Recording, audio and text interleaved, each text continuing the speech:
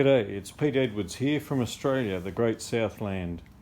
I have here a Presonus Studio Live RM16AI, which has given me great service over the last few years, but it's developed a power issue which I'll try to demonstrate to you.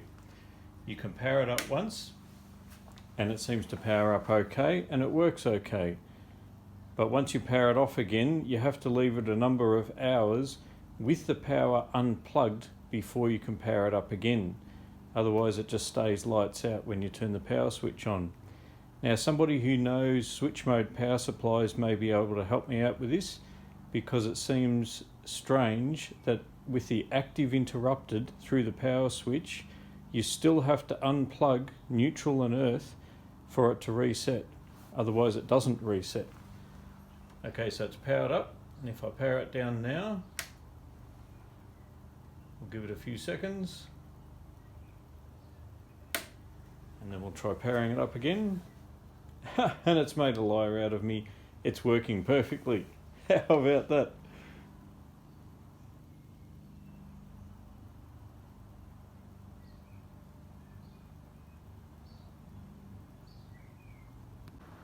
After further investigation, it seems that the problem has a thermal aspect to it, in that if the power supply is not warm, it doesn't show the problem. So this has been running for a number of hours now, nice and warm, and I'll see if I can demonstrate the problem now. I'll turn it off, leave it a few seconds, and we'll try turning it on again.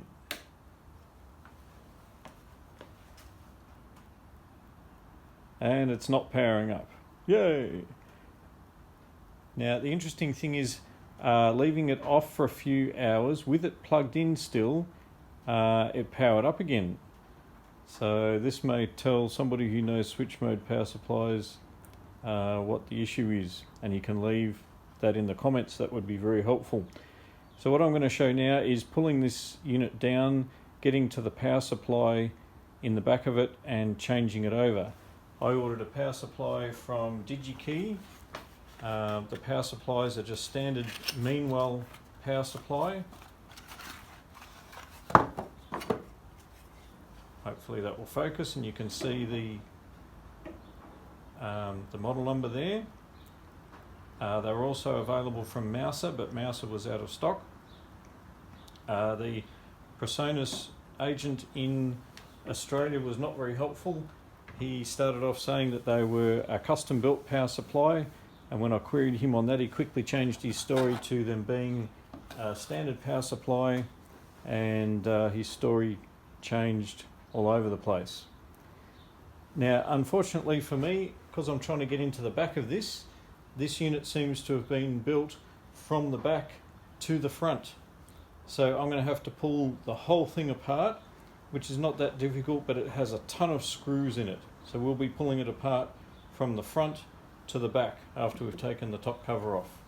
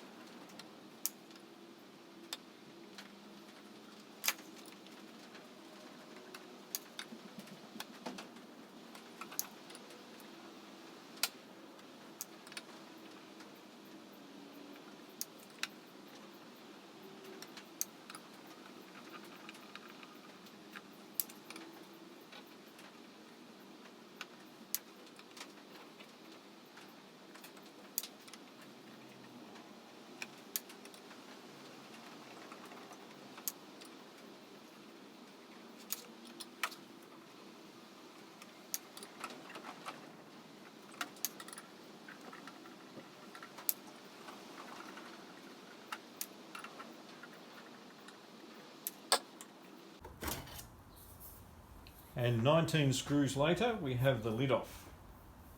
That's all the screws in the lid. They're all the same little screws, don't lose them. Next we take off the face plate. There's the phone's knob, which just pulls off. There is one screw that is different from the others, which is this screw next to the tape-in RCA sockets. That's a self-tapper going into plastic, and all the other screws are the same little screws that were in the top panel.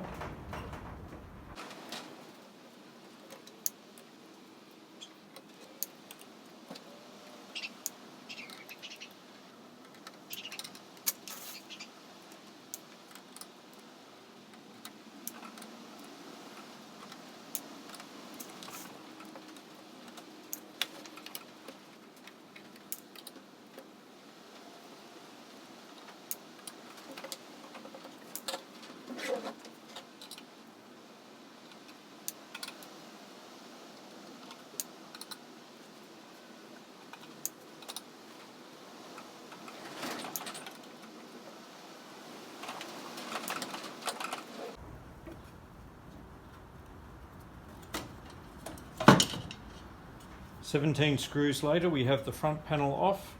That's including the self-tapper screw and one knob, and we can remove the faceplate.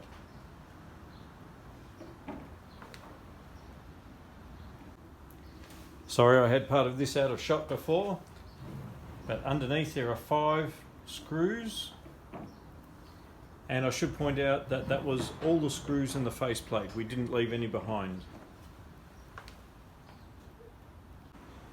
Now we're going to need to remove these 3 panels to get further into the back, which you'll see in the top soon. Interestingly, the internals here are arranged in 3 layers. This is a 3 rack unit design, and the front parts are arranged in single rack layers. We only need to remove 6 screws out of this. You'll be glad to know we don't need to remove all of these screws, just the screws at the ends of each panel.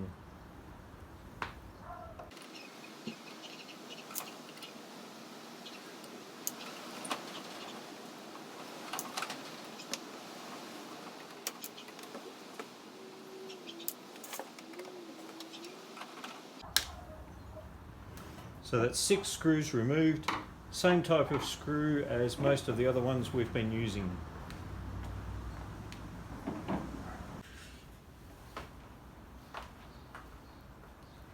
Now to remove these panels, we're going to have to unplug some cables as we go. There's a cable here.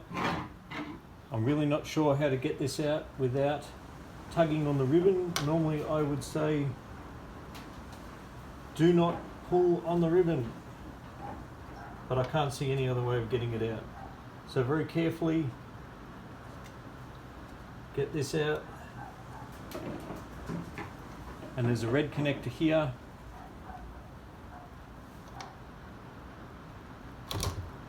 And a white connector here. We don't need to worry too much about keeping track of these because they're color coded and there's only one place they can go. So the top panel will come out. The next panel only plugs in at the back here, so you just pull and that comes out surprisingly easily. And the bottom panel has a connector here, and it also has 2 color-coded connectors in the bottom of it. They have a latch release and then they come out like the red and the white ones did at the top.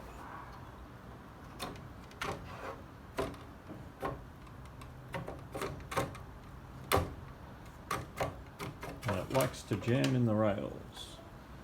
There we are.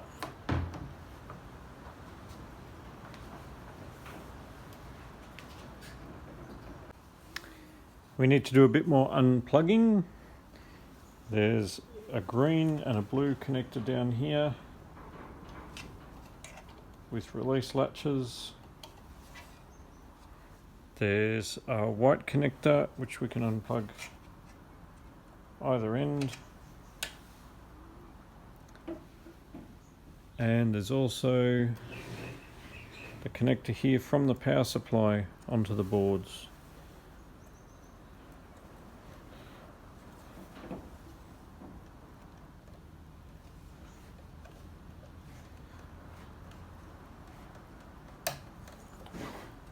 which is proving to be a bit of a wrestle.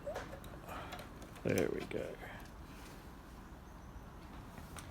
Now more screws. I might change angle for that. There are 4 larger screws on the right hand end of the unit which need to come out.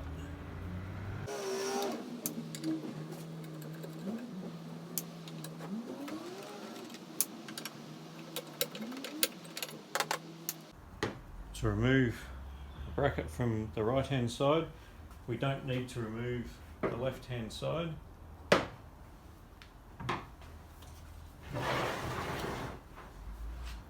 Around the back we need to take out the network card, so there's thumb screws for that.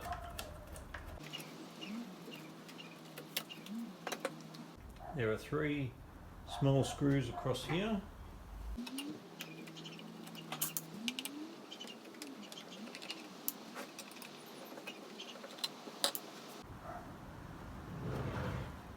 And on the bottom, just give you a better angle there.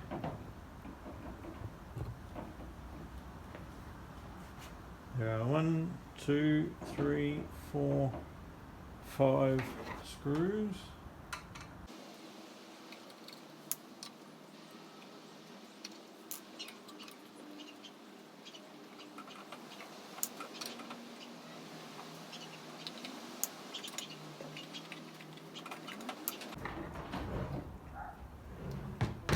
On the left hand side, we only need to take out the small screws, not the big ones.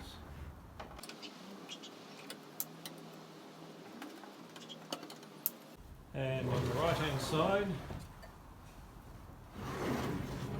we need to take out the 2 remaining small screws.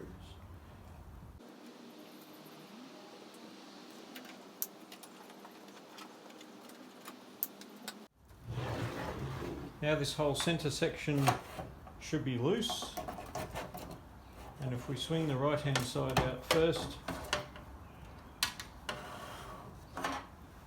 that should come out.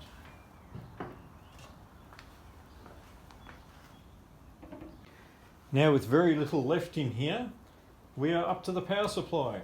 The power supply is screwed onto the heatsink and comes out with the heatsink. The power supply is attached. Interestingly, there are 4 silver screws screwing into the heatsink, and then there are some standoff posts also screwed into the heatsink and holding up this cover here. So first we need to take off the cover.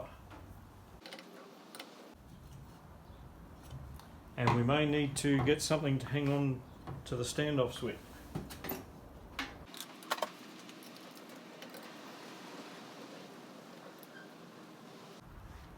These screws are quite different to the other little screws, so they're easy not to mix up.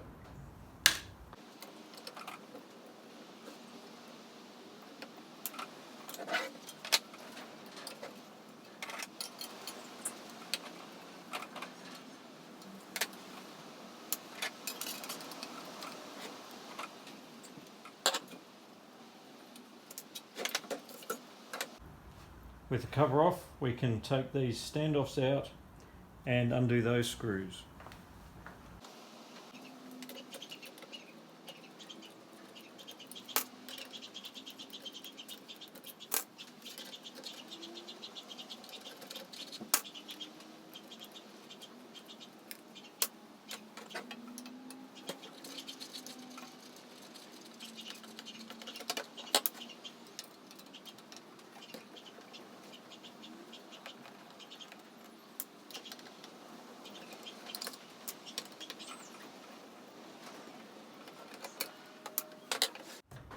And the power supply comes out the back on the heatsink. We'll unplug the mains.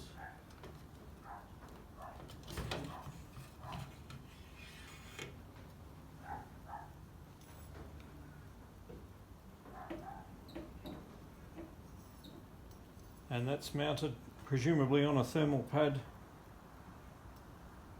to the heatsink.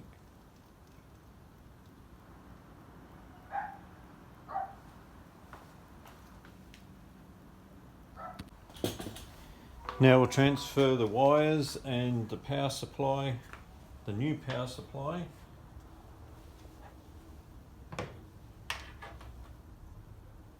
so that we have the new power supply on the heatsink.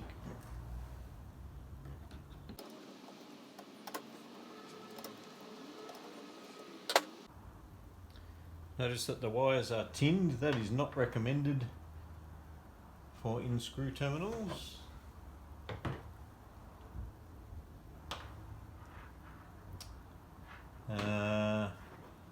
But because I don't have a lot of spare length, I will be using them as they are.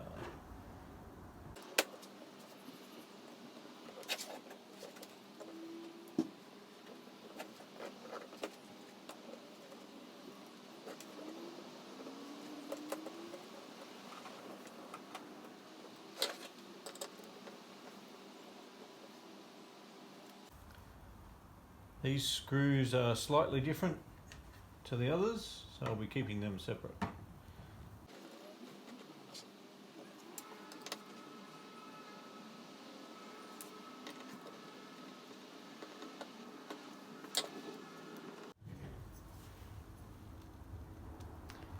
Hopefully this thermal pad is not adhesive.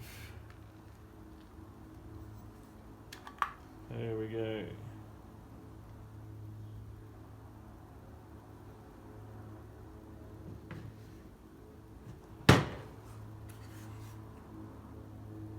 It's got a slight amount of fluid on it, as though it has sweated a bit.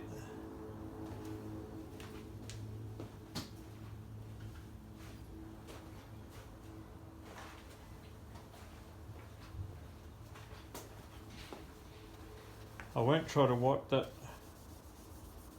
off the pad in case I mess that up, but I will clean that off the old power supply.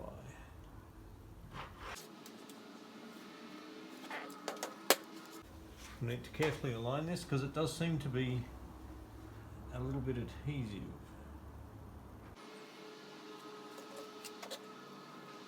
And we'll put the whole thing back together again.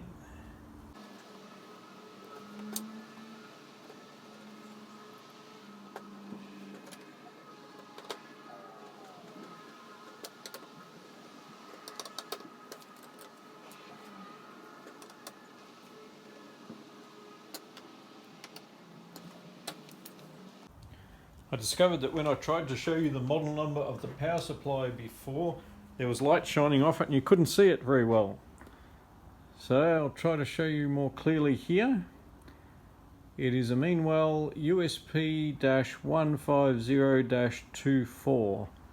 The USP is the model, the 150 refers to the wattage of the unit, and the 24 refers to the voltage output.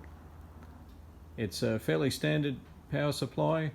It has a minimum load of 0, so it doesn't have any fancy switch on requirements. It just runs when it has mains on it. We'll put the power supply back in the case and then I'll do a basic test to see that it's working.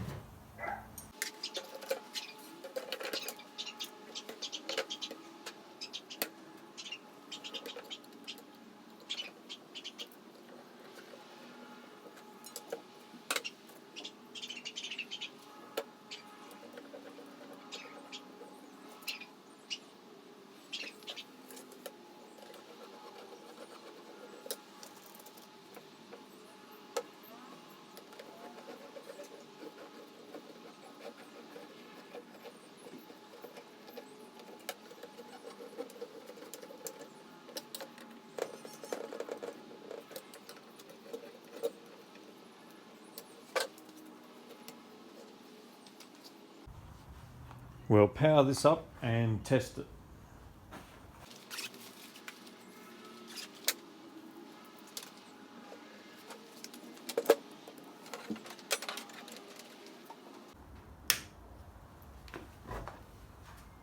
No smoke, that's a good sign.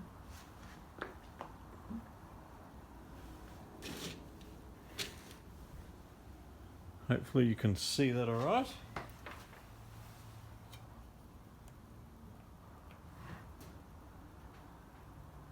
And 24 volts, very nice. I know it's not a warm test, but we'll try switch off.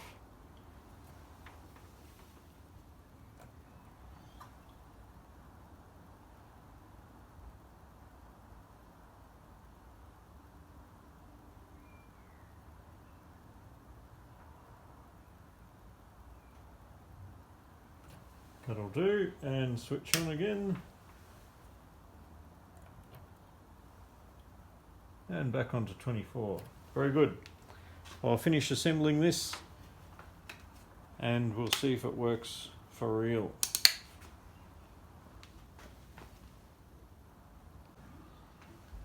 I'm going to put some Loctite on these posts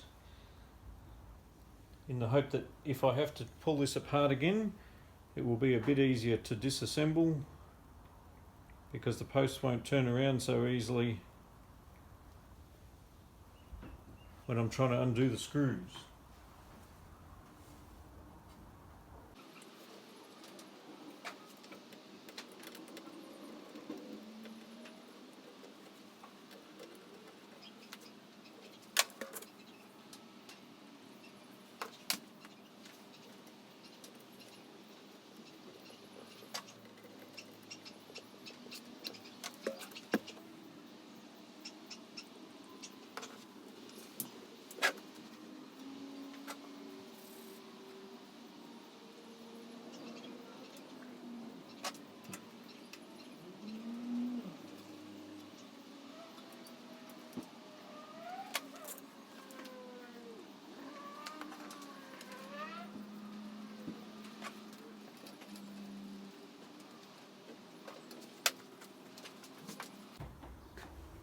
When you're putting this cover on, make very sure that the grommets, especially on the main side, go in the U shape on the cover.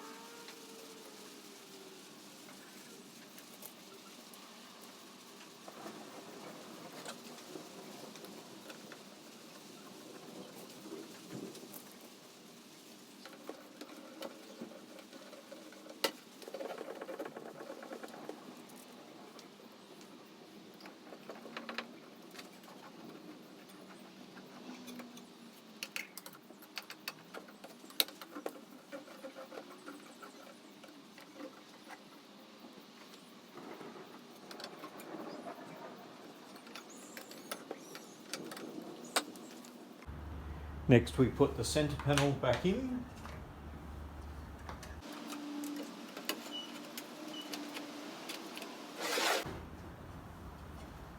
This has 3 screws across the back.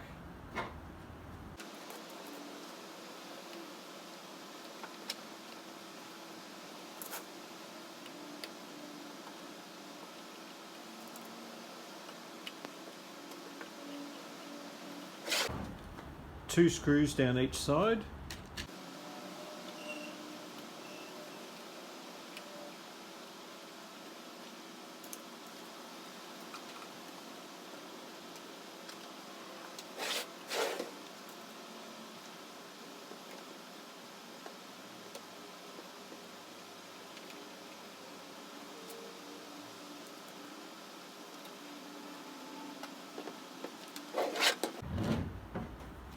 And 1, 2, 3, 4, 5 screws on the bottom.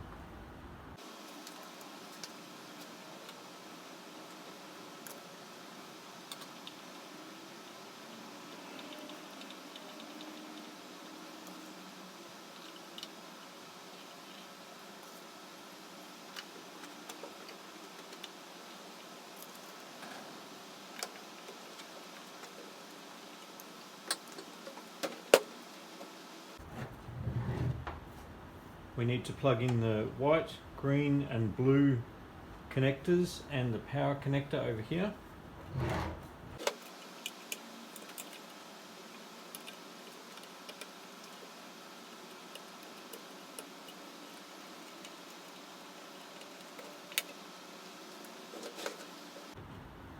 And we'll plug the network card in the back.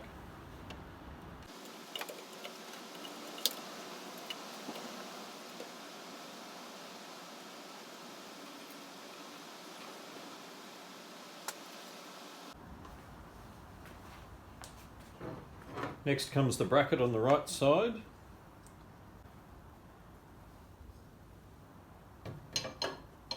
With the big screws.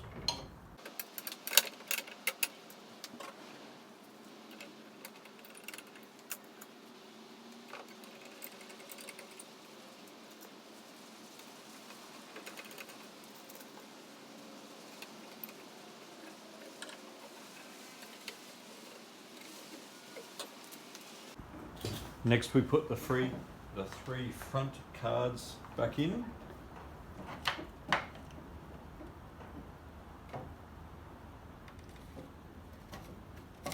Starting with the bottom one, which likes to jam. It has a connector at the back and there'll be two plug-in cables.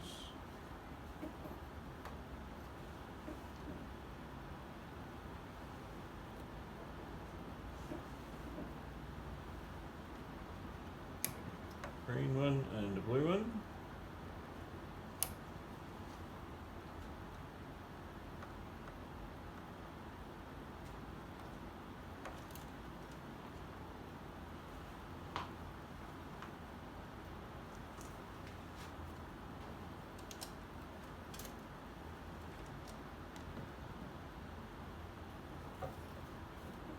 The middle one has a connector at the back, and that's all.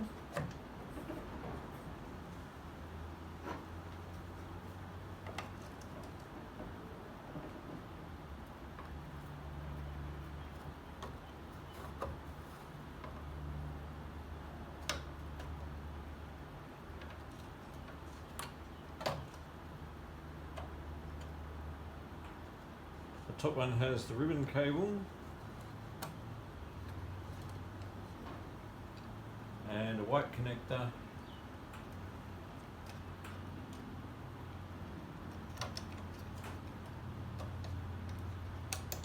and a red connector.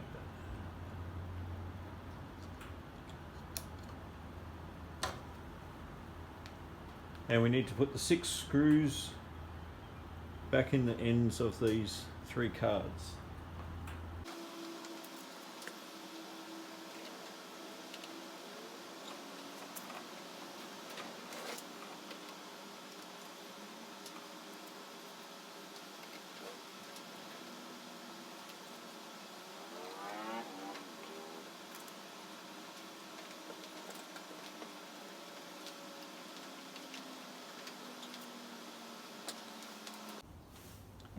Next we put the faceplate back on. This can need a bit of wrestling for it to clip on properly. And then we put the 17 screws back in. Most of them are the little screws. There's one self-tapper that goes in next to the RCAs. And there's the knob that goes on the headphones socket.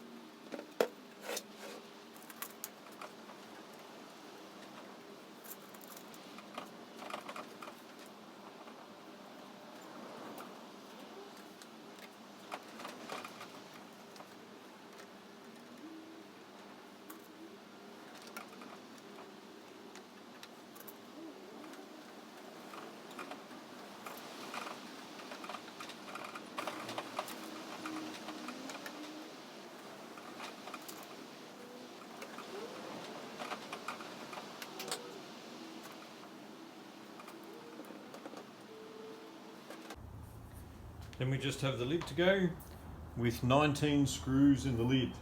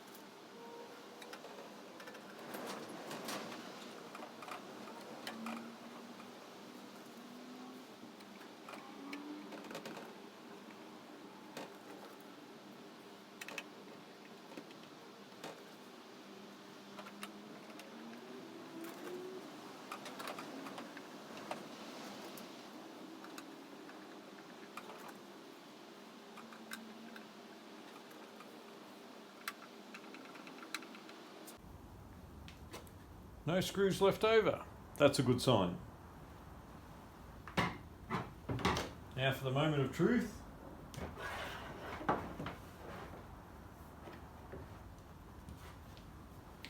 Does it power up?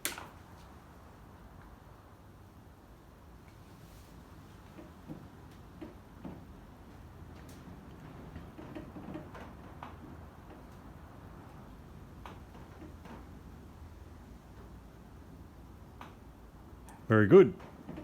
Okay, I'll leave this on for a few hours, let it warm up, and come back and see whether it will repower. Alright, it's been some hours that this has been running, and we will try turning it off and see if it powers back up again.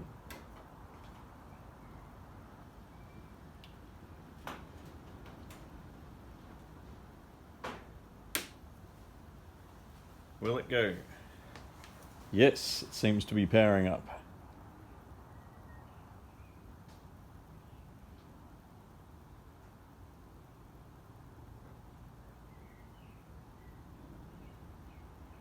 All right, nice, fixed.